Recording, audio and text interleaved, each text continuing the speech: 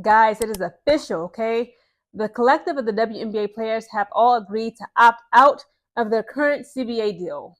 And I will be reading you a report from BleacherReport.com. It says WNBA players opt out of CBA. Sides have 1 year to reach new contract before lockout. The article reads, WNBA players opted out of their collective bargaining agreement with the NBA, setting up the possibility of a lockout if a new deal isn't agreed upon by the conclusion of the 2025 season, according to ESPN's Chini Agumake, says both WNBPA Executive Director Terry Jackson and League Commissioner Kathy Engelbert released statements on Monday. So the WNBPA has put out a list of its priorities for the negotiation. So one is the new economic model, transforming the current system, which imposes arbitrary and restrictive caps on the value and benefits that players receive, by introducing an equity-based model that grows and evolves in step with the league's business success. Player salaries. It says establishing clear distinctions between salary and bonuses, ensuring players receive wages that properly reflect their value and contributions to the league's growing business. Minimum professional standards. It says implementing consistent minimum standards that align with other leading professional sports leagues, maintaining professional and safe environments across the league, including practice and game facilities, as well as travel accommodations. Yes, okay. Retirement benefits. Expanding retirement benefits to provide greater financial security and health benefits to the players for their life after basketball. Pregnancy and family planning benefits. Fair and accessible family planning support for all players, including retirement benefits that provide long-term security for their families. These are all very great, wonderful benefits and negotiations that, again, the players, they can benefit greatly from. So here's what Kathy Engelbert's statement on the WNBPA officially opting out of the CBA. So this is what Kathy Engelbert says. She says, with the historic 2024 WNBA season now in the books, we look forward to working together with the players and the WNBPA on a new CBA that is fair for all and lays the foundation for growth and success for years to come. So she's in agreement with this. I'm happy again. Like Kathy Engelbert, guys, do your research on her. I did a video about this woman. She has an amazing business acumen. Okay, she is an incredible, intelligent woman. Okay, she worked for Deloitte. Okay, it's a huge financial firm for over 33 years. Okay, she was first female CEO of McDonald's. I believe she got her business degree. Not business degree. She got her degree in accounting. So she has a huge finance background, which is my current major. So again, Kathy Engelbert, with all the criticism that she gets, some of it fair, some of it unfair, in my opinion, like, this woman is brilliant. Okay, she knows how to stretch a dollar. She knows how to generate income and generate revenue. Okay, gross income for the league. It's just, again, like, again, not to defend her or make excuses. She did not, or could not, none of us could predict the boom, the explosion that would happen in women's basketball, specifically the WNBA in 2024. So again, like, it's so much stuff, there's so many growing pains. We're trying to catch up. Again, we just added 3. Now even the Portland, Oregon are getting a team. All these things are like just happening so fast. The article continues, Agumake reported that the player demands were expected to be establishing a new economic model that is truly more creative and ensures player wages better reflect the growing business. It says they also hope to build upon professional standards that are set by teams like New York, Seattle, Las Vegas, Phoenix, all whom have state-of-the-art practice facilities, and of course they hope to expand lifelong benefits for players, including retirement and family planning. Agumake also reported that the WNBPA was preparing to take as long as necessary to see its demands addressed, an indication that a future lockout is very much a possibility, since the WNBA recently entered into a $200 million per year broadcasting agreement with Disney, Amazon Prime, and NBC that will last for 11 years. That is ridiculous. Like, what kind of deal is that? Like, no. They need better lawyers. Like, look at the lawyers for the Unrivaled League that Breanna Stewart and Afisa Collier came up with.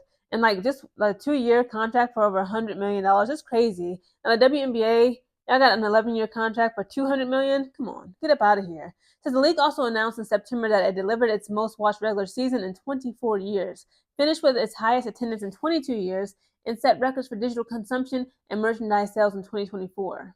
With the league booming in popularity and its players highly critical of the compensation model, travel accommodation, and other benefits in the past, Monday's news was expected. Seattle's Gabby Williams, who spent the first half of the 2024 season playing overseas rather than in the WNBA before returning for the second half of the campaign, spoke in late September about the wage issues. Again, Gabby Williams spoke out about it. She said, our commissioner talked about us being able to, make $700,000. That's actually not true at all. There's not one player who makes that. That would be nice. I think that's a base. To me, again, these are professional athletes.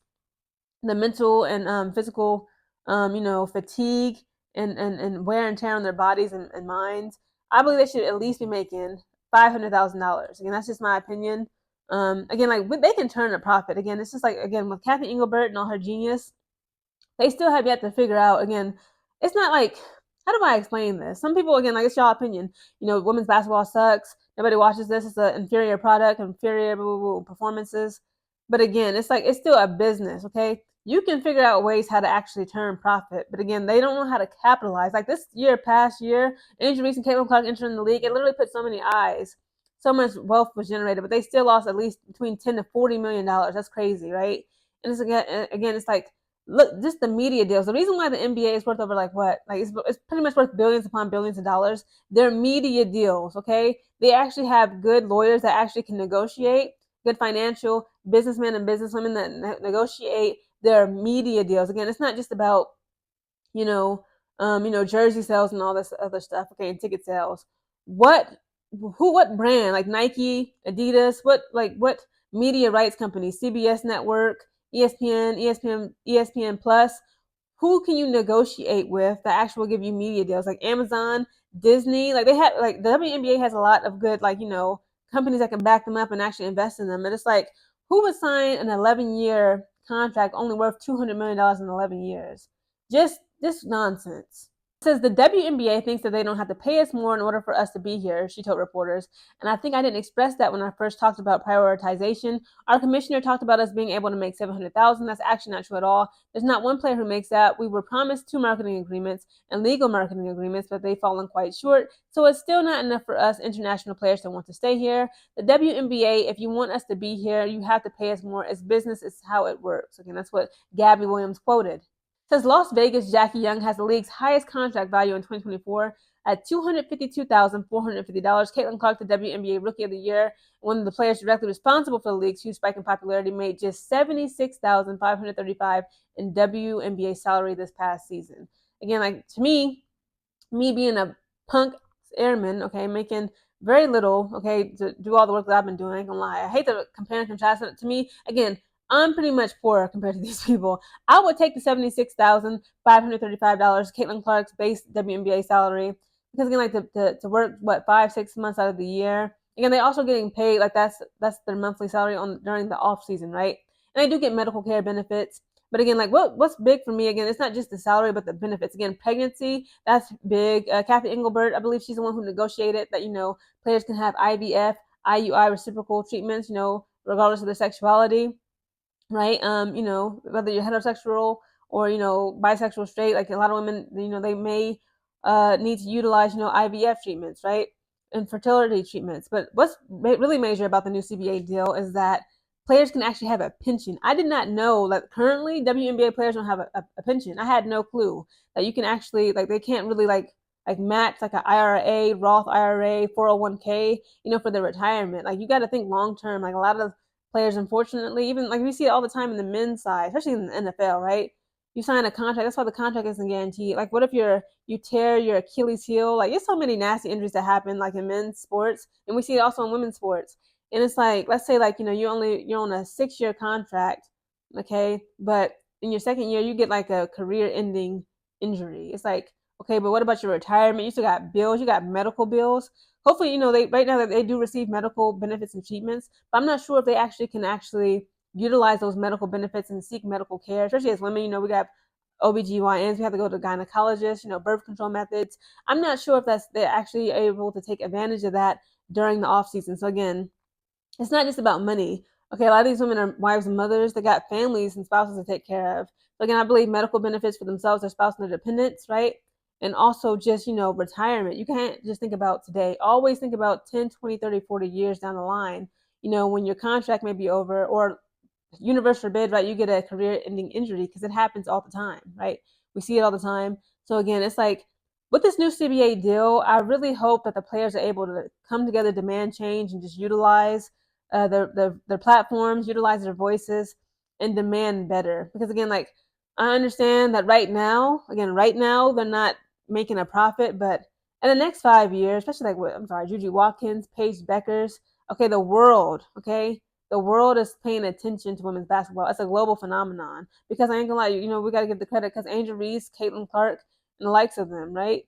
And again, Paige Beckers, when Juju Watkins comes in, they already calling Juju Watkins the female Michael Jordan. To Caitlin Clark and Angel Reese rivalry, they're like the Magic Johnson, Larry Bird. And they saying that Juju Watkins, someone said Juju Reese. That's actually Angel Reese's little brother. They call him Juju Reese. Juju Watkins is literally the female Jordan. Again, it's such an exciting time in women's basketball. I'm here for it. Again, I will be covering women's college basketball. I cannot wait, guys. I couldn't freaking watch the exhibition game when the freaking Lady Gamecocks, South Carolina, destroyed Memphis. It was like the score was 106-63, something crazy. Okay, because they got the game only on the ESPN Plus. All these streaming services that I've been downloading, I'm like, I just know it's gonna be on YouTube TV.